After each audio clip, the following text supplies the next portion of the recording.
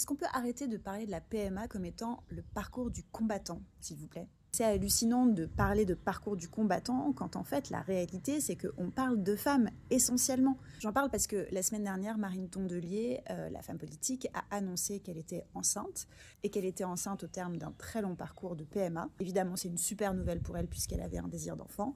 Et évidemment, il y a eu plein de titres de journaux qui ont parlé de ce fameux parcours du combattant qu'est la PMA. Alors, entendons-nous bien. Évidemment que la PMA est un parcours extrêmement complexe. C'est un parcours très brutal. C'est souvent un parcours déshumanisant.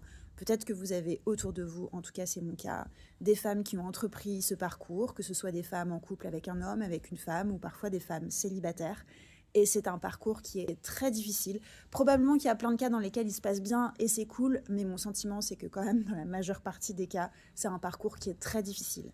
Donc je comprends en fait d'où ça vient cette idée de dire que c'est un parcours du combattant parce que c'est un parcours qui est semé d'embûches, comme un parcours militaire avec plein d'épreuves qu'il faut affronter. Sauf que ce parcours, il concerne en majorité des femmes, qui sont les femmes qui se retrouvent seules dans ces parcours. Alors évidemment, en théorie, les femmes, elles ne sont pas toutes seules, elles sont accompagnées par des conjoints, des conjointes, les professionnels de santé. Sauf que la réalité, c'est que souvent, les femmes, elles se retrouvent toutes seules et que leurs conjoints, dans le cas des couples hétérosexuels, souvent, ils sont pas très présents. Que ça, du coup, ça rend encore plus solitaire ce parcours de la combattante, ou ce parcours de combattante, si vous voulez.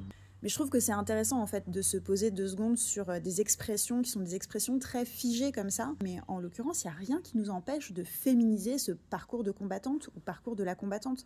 C'est pas parce que c'est une expression qui a une origine plutôt militaire où à la base il y avait que des hommes, ce qui n'est plus le cas d'ailleurs aujourd'hui, qu'on est obligé en fait de rester complètement figé justement sur cette expression et qu'on ne peut pas la féminiser pour coller en fait à la réalité de ce que sont les parcours de PMA aujourd'hui, des parcours entrepris par des femmes qui sont en effet contraintes d'être des vraies combattantes.